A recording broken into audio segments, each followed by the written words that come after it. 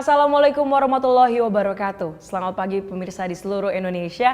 Apa kabar? Kembali lagi kami menyapa Anda di sudut pandang para Madinah bersama saya Putri Bilanova. Dan seperti biasa kita akan berbincang-bincang panjang bersama seorang narasumber. Dan hari ini sungguh luar biasa, kita kedatangan narasumber yang luar biasa sekali. Beliau adalah Bapak Profesor Firmansyah selaku Rektor Universitas Paramadina. Dan kita akan membicarakan tentang perekonomian untuk kesejahteraan. Tidak berlama-lama lagi, kita langsung saja sapa narasumber kita pada hari ini. Selamat pagi Pak Fis. Selamat pagi. Apa kabar Pak? Alhamdulillah baik. Luar biasa, terima kasih Pak sudah menyempatkan waktu untuk datang ke sudut pandang Paramadina. Iya. Baik Pak, mungkin kita langsung saja berbicara langsung ke pokok pembicaraan kita hari ini. Kalau misalkan mau dilihat Pak, sebenarnya keadaan perekonomian di Indonesia itu sendiri seperti apa? Saya rasa kita banyak melakukan kemajuan ya, sejak era kemerdekaan, kemudian Orde Lama, Orde Baru, kemudian sekarang kita hidup di Orde Reformasi. Kalau kita lihat di era reformasi sekarang, sebenarnya saya melihat ada 3 gelombang pembangunan ekonomi nasional. Gelombang pertama itu terjadi antara periode 99 sampai 2004, di mana 5 tahun pertama pasca reformasi kita banyak melakukan perubahan yang sifatnya substansial dari sisi tata aturan perundang-undangan. Memang waktu itu krisis 97-98 tidak hanya krisis ekonomi, tapi juga krisis multidimensi. Secara menyeluruh. Jadi tidak hanya ekonomi, ada sosial, ada politik, kemudian ada krisis kepercayaan.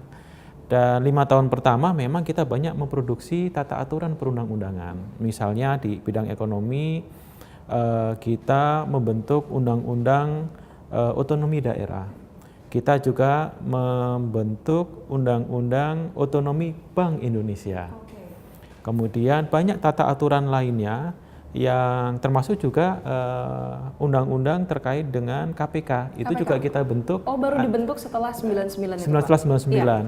Kemudian ada undang-undang kebebasan pers juga, banyak hal yang kita rubah. Ada transisi ya Pak? Ada transisi, dan ini yang menurut saya agak berbeda dibandingkan dengan mekanisme transisi yang terjadi di kawasan lain.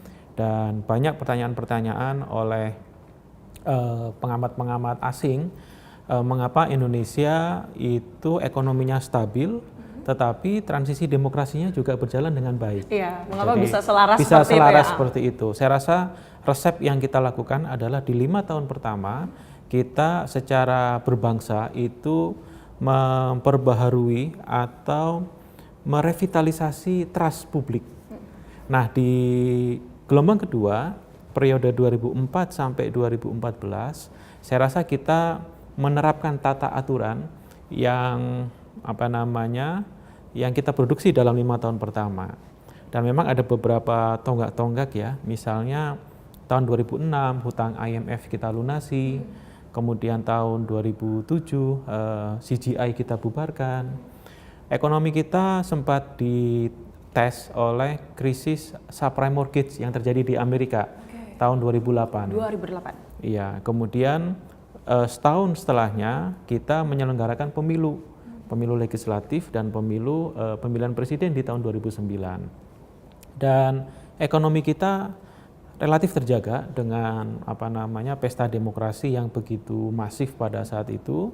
Dan ketika 2 hal ini bisa berjalan paralel, 2010 banyak lembaga rating internasional itu yang memberikan posisi investment grade untuk Indonesia. Jadi banyak pendapat dari internasional sendiri yang menilai bahwa perekonomian kita sudah termasuk baik ya Pak ya? Iya, saya rasa banyak hal yang sudah kita capai ya. Kemudian sekarang di bawah Presiden Pak Jokowi dan Pak Yusuf Kalla, tentunya saya melihat komitmen untuk membangun infrastruktur, kemudian pemerataan pembangunan, saya rasa menjadi hal yang positif ya bagi ekonomi kita. Meskipun memang banyak tantangan yang masih kita hadapi. Pastinya, setiap Pastinya. negara pasti Pasti mempunyai ada permasalahan tantangan, tersendiri, iya. Pak. Baik, Pak Fis, mungkin kita akan tahan dulu pembicaraan kita. Baik pemirsa, kita akan kembali lagi di segmen berikutnya dan jangan kemana-mana karena kita akan bahas lebih panjang lagi.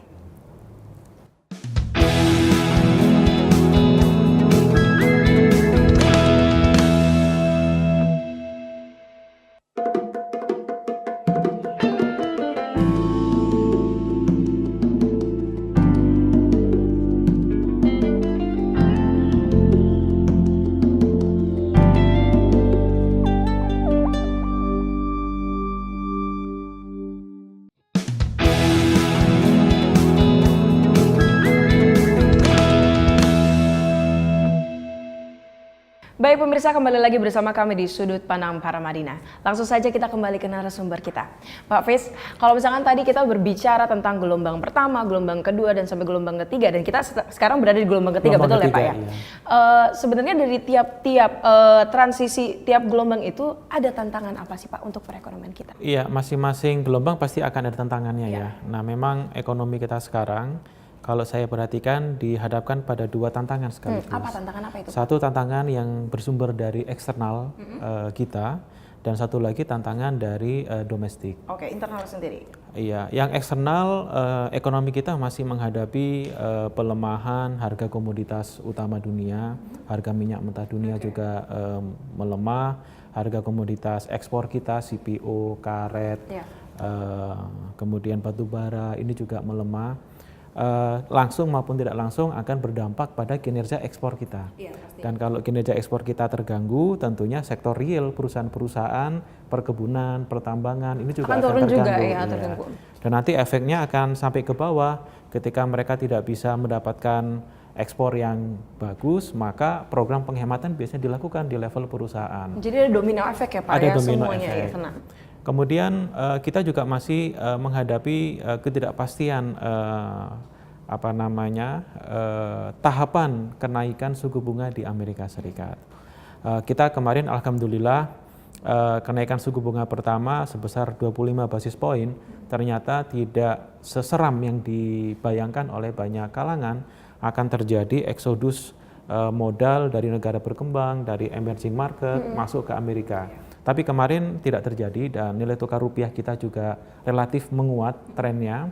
Kemudian pasar modal kita juga relatif terjaga. Jadi kita berharap di 2016 tren seperti ini juga tetap dipertahankan. Kemudian perlambatan Tiongkok ini juga harus kita waspadai karena Tiongkok itu merupakan mitra strategis bagi Indonesia. Indonesia terutama kawasan ASEAN sendiri ya Pak ya. Kemudian juga beberapa negara di Eropa juga masih mengalami stagnasi, Jepang juga masih mengalami stagnasi. Tantangan domestik, saya rasa kita harus terus secara sungguh-sungguh ya untuk pengentasan kemiskinan. Karena kalau kita lihat data BPS dari September 2014 sampai Maret 2015, ternyata kita ada tambahan 860.000 orang miskin di Indonesia. Itu yang paling sulit ya Pak ya kita atasi ya Pak. Karena semakin lama semakin banyak gitu. Karena memang saya rasa negara seperti Amerika pun juga masih ada mengalami orang itu, miskin. iya. Nah memang bagaimana kita bisa mengembangkan program yang efektif, tidak hanya di pusat tetapi juga di daerah, sehingga program pengentasan dan pemberdayaan masyarakat itu bisa terus berkembang. Ya Pak, kalau berbicara tentang program Pak, sebenarnya apa dari pemerintah yang sudah dibuat, kebijakan pemerintah yang aplikatif kepada masyarakat kita Pak? Iya, saya rasa ada banyak kebijakan yang sebenarnya ini juga sedang berjalan, misalnya jaminan kesehatan, BPJS. Saya rasa BPJS terlepas banyak kalangan yang melihat masih ada kekurangan-kekurangan. Iya, masih sulit untuk ininya. Tetapi menurut saya BPJS adalah program yang cukup fenomenal dalam arti dari kepesertaan. Sekarang sudah lebih dari 150 juta orang yang tercover perlindungan kalau mereka sakit BPJS, ya. melalui BPJS. Amerika Serikat sendiri tidak sebesar Belum ada itu. program seperti itu. Sudah ya? ada programnya tapi tidak sebesar kita. Jadi Bahkan sekarang kalau untuk jenis penyakit tertentu mereka bisa di cover yang tadinya tidak bisa di cover oleh asuransi swasta. Jadi dari sisi itu saya rasa kita sudah ada program dari pemerintah yang sudah dirasakan oleh masyarakat. Kredit usaha rakyat juga saya rasa salah satu program yang sangat membantu sektor UMKM kita. UMKM ya? Iya, jadi selama ini UMKM yang terkendala aksesibilitasnya untuk mendapatkan permodalan itu dibantu oleh pemerintah. Program yang tahun 2007 waktu itu memang kolateralnya terkendala selama ini dijamin oleh negara.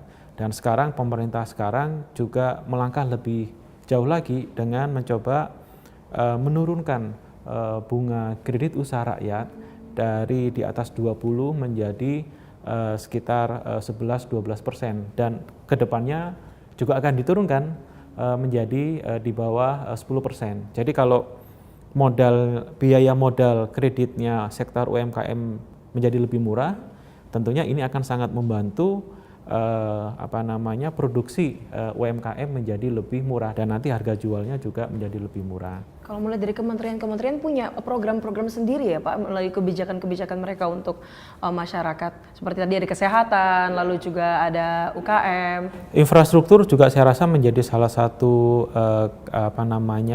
karakter ya yang kuat di pemerintahan sekarang.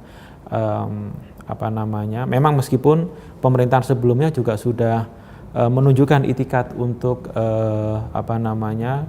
pembangunan infrastruktur melalui program MP3I dan pemerintah sekarang juga lebih proaktif lagi membangun infrastruktur jalan tol, kemudian pelabuhan, bandara udara, pembangkit tenaga listrik, waduk, irigasi. Saya rasa kalau tadi ditanya program, itu program yang sedang berjalan sekarang. Yang sedang berjalan. Menurut saya kita mengarah pada tren yang positif ya, bahwa memang masih ada pekerjaan rumah, pengangguran harus kita kurangi, kemiskinan harus kita entaskan, disparitas antara Pulau Jawa, Sumatera dengan kawasan timur Indonesia harus lebih kita seimbangkan, koefisien Gini kita itu harus kita turunkan, kemudian gapnya ya Pak. Gapnya, kemudian juga produktivitas sektor industri kita ini juga harus kita tingkatkan, apalagi nanti masyarakat ekonomi ASEAN kan 2016 sudah mulai Desember ini sepertinya Pak sudah mulai dimulai. Akhir Desember, Januari sudah mulai efektif. Tentunya hal-hal seperti itu ya never ending proses ya. PR kita yang besar ya itu loh Pak ke depannya. Jadi tidak hanya pemerintah pusat, pemerintah daerah juga punya tanggung jawab yang sama. Kita di kampus juga memiliki tanggung jawab yang sama juga. Iya. Baik, mungkin kita nanti akan jauh lebih membahas lebih rincinya di segmen berikutnya Pak. Iya. Baik pemirsa, jangan kemana-mana karena kami akan kembali lagi di segmen berikutnya bersama kami di Sudut Pandang Paramadina.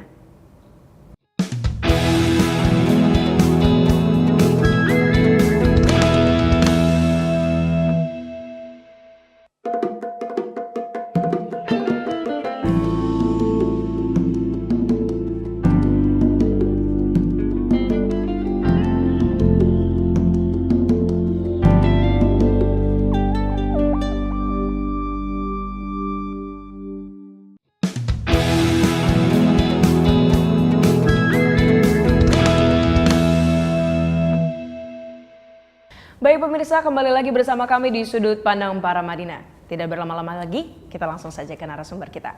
Pak Fis, ada satu hal yang saya terlupa tadi. Kalau misalnya kita melihat dari data konkret perekonomian makro kita, bisa dibilang progresnya menaik. Walaupun hanya 3%, 5%, tapi ada peningkatan. Akan tetapi ada di satu sisi lain, perekonomian kita di mikro masih ada yang perlu diperbaiki. Sebenarnya ada apa itu Pak? Iya, memang kalau kita lihat data secara makro ini kan agregasi ya, agregasi dari aktivitas kegiatan di tingkat nasional.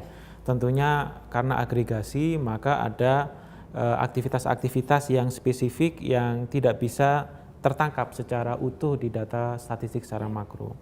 Memang seperti yang tadi saya juga sampaikan di segmen yang sebelumnya bahwa pekerjaan rumah masih ada.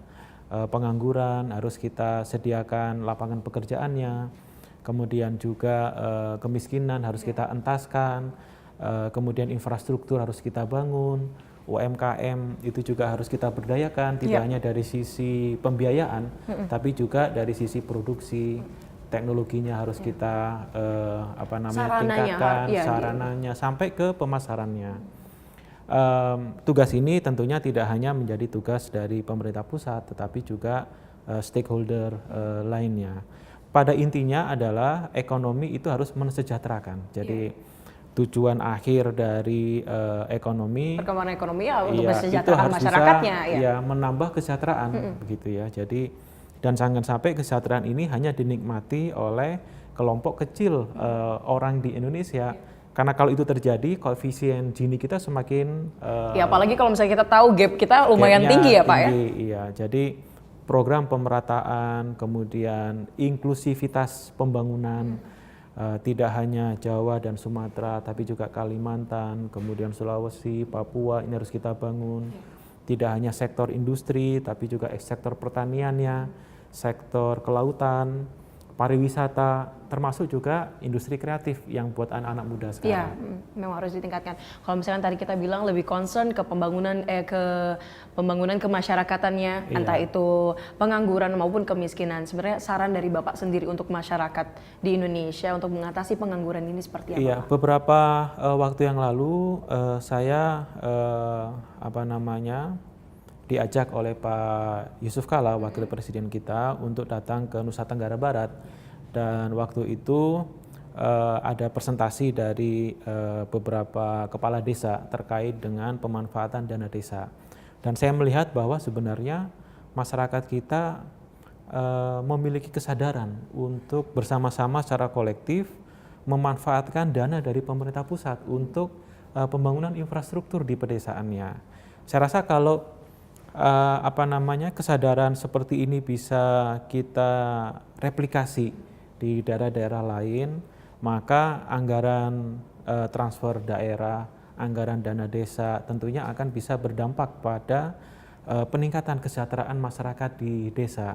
Lebih dimulai dari pedesaan ya Pak, dari tingkat yang kecil dulu ya Pak ya? Iya, saya rasa program pembinaan, program pendampingan, kemudian empowerment dari pemerintah pusat, dari kabupaten, dari provinsi ke level desa, ini akan sangat membantu desa bisa lebih sejahtera. Kalau desa bisa lebih sejahtera, tentunya kita bisa menyelesaikan persoalan besar di negara kita, yaitu urbanisasi. Perpindahan penduduk. Perpindahan penduduk, karena banyak sekali persoalan-persoalan yang muncul di perkotaan. Persoalan kemiskinan, kampung kumuh, kemudian sarana dan prasarana, masalah inequality yang disebabkan karena urbanisasi. Nah, urbanisasi ini terjadi karena di desa tidak ada lapangan pekerjaan. Iya, makanya semua orang berbondong-bondong mau ke kota, Benar. terutama mungkin ke Jakarta ya Di Pak. Jakarta. Makanya susah sekali untuk mengatasi tempat-tempat kumuh dan segala macamnya. Dan saya rasa salah satu solusinya adalah menciptakan pusat-pusat pertumbuhan ekonomi baru di luar Di daerah. Jakarta, Semarang, Surabaya, Bandung. Nah, saya lihat sekarang di Sulawesi misalnya, Makassar, Manado itu bisa menjadi daerah penyangga untuk pemerataan ya.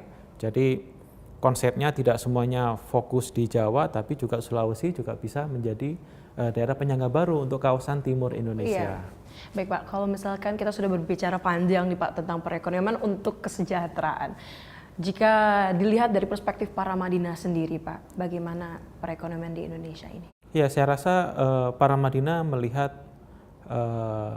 kita banyak mengalami progres, banyak mengalami kemajuan, ekonomi kita juga resilient, berdaya tahan terhadap goncangan eksternal, dan sudah dibuktikan beberapa waktu yang lalu kenaikan suku bunga The Fed di Amerika ternyata tidak seburuk yang kita bayangkan dampaknya kepada ekonomi kita. Tetapi pekerjaan rumah masih banyak yang harus kita selesaikan, Dan para Madinah melihat ini bukan hanya tugas pemerintah, tugas dunia usaha, tugas pemerintah daerah, tugas kampus, termasuk juga tugas teman-teman NGO, termasuk juga tugas dari masyarakat. Masyarakat ya, termasuk mahasiswa ya Pak. Termasuk mahasiswa juga untuk bersama-sama, karena yang harus kita bangun adalah Indonesia Incorporated. Semangat kesatuan, semangat solidaritas di antara elemen bangsa ini, bahwa tantangan bagi kita adalah tanggung jawab kita bersama.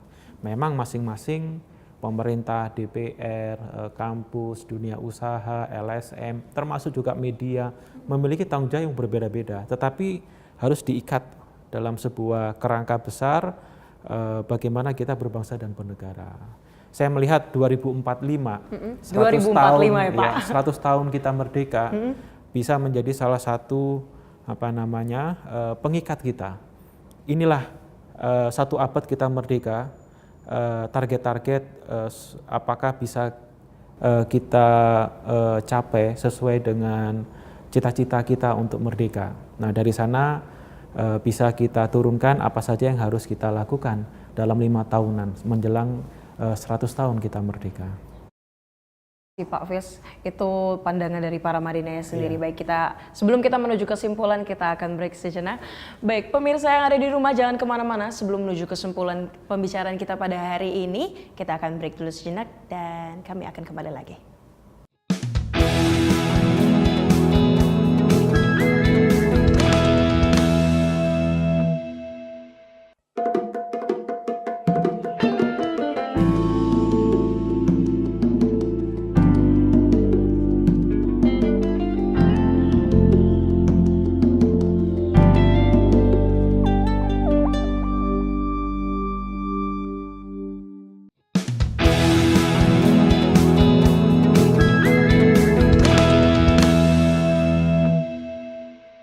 Baik pemirsa, kembali lagi bersama kami di Sudut Pandang Para Madinah. Dan kali ini kita sudah menuju ke kesimpulan pada perbincangan kita pada hari ini mengenai perekonomian untuk kesejahteraan. Mari kita langsung ke narasumber.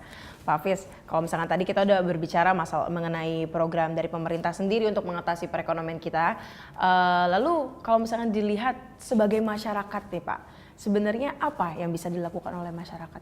Ya, saya rasa masyarakat perlu bersama-sama dengan elemen yang lain ya, termasuk juga dengan pemerintah untuk mengisi ruang-ruang yang tersedia. Saya melihat banyak potensi-potensi di daerah yang luar biasa. Beberapa waktu yang lalu kita juga datang ke Tolikara, ke Papua, kita melihat pemandangan alam yang luar biasa, kekayaan alam yang luar biasa. Dan kalau saya perhatikan, sebenarnya ada aktivitas-aktivitas ekonomi rakyat yang bisa kita upgrade, naik kelas begitu. Dan ini tidak hanya sekali lagi tugas dari pemerintah daerah, pemerintah pusat, tapi juga masyarakatnya sendiri juga. Berkolaborasi dan banyak pola-pola kolaborasi yang positif ya, antara masyarakat, kemudian kelompok tani, koperasi dengan Pemda untuk mengoptimalkan potensi daerah. Kemudian kalau kita lihat juga di daerah pesisir, sekarang ini kan potensi sektor pariwisata itu juga cukup menarik ya. Dan terkait dengan pariwisata, menurut saya tidak hanya konsepnya heritage, jadi warisan kekayaan alam, tapi juga harus ditopang oleh ekonomi kreatif. Harus ditopang juga ya, harus Pak, ditopang dengan ekonomi kreatif, karena kalau kita lihat gunung mungkin ya sekali 2 kali menarik, tapi setelah itu orang nggak akan datang lagi. Menjadi biasa saja gitu ya, Pak. Tapi kalau kita buat ada festival makanan tradisional, ada festival kuliner, ada festival fashion, musik mungkin juga musik bisa juga, ya, Pak. Kemudian juga ada balap sepeda, ada lomba lari, kemudian misalnya festival gantole, sport. Bagaimana mengemas itu agar menarik ya Pak? Bukan hanya sekedar gunung, tapi menjadi sesuatu yang lebih. Sehingga hotelnya juga tumbuh, restorannya juga tumbuh, kerajinannya juga tumbuh. Tapi gitu tidak ya. merusak lingkungan ya Tidak Pak? merusak lingkungan. Jadi Tetap pembangunan harus sustainable, tidak hanya ekonomi tapi juga aspek sosial, aspek budaya, aspek environment itu bisa terjaga. Saya rasa itu yang menjadi tujuan kita bersama untuk mewujudkan ekonomi untuk kesejahteraan. Baik, luar biasa ya Pak ya pembicaraan kita hari ini. Sebenarnya mau berbicara panjang lagi tapi karena berhubung waktu. Baik Pak Fis, terima kasih Pak sudah bisa datang di sudut pandang para Madinah. Kita sungguh bangga bisa berada Bapak di sini. Semoga acaranya sukses. Pasti dengan dukungan Bapak pastinya. Baik pemirsa, kita sudah berbicara panjang mengenai perekonomian untuk kesejahteraan bersama Bapak Firmansyah. Dan kalau misalnya kita mendengarkan banyak sekali program yang sudah diberikan pemerintah untuk masyarakat sendiri. Tapi bagaimana masyarakat untuk berkolaborasi bersama-sama pemerintah untuk mengembangkan perekonomian kita menjadi perekonomian yang lebih baik lagi. Bagaimana kita harus optimis dan kita harus mempertingkatkan kualitas diri kita lagi untuk mendukung itu. Dan pemirsa, inilah akhir pembicaraan kita pada hari ini dan kita akan kembali lagi di episode selanjutnya. Masih bersama kami di Sudut Pandang Para Madinah dan saya Putri Bilanova beserta kru yang bertugas pamit undur diri. Wassalamualaikum warahmatullahi wabarakatuh. Salam Para Madinah.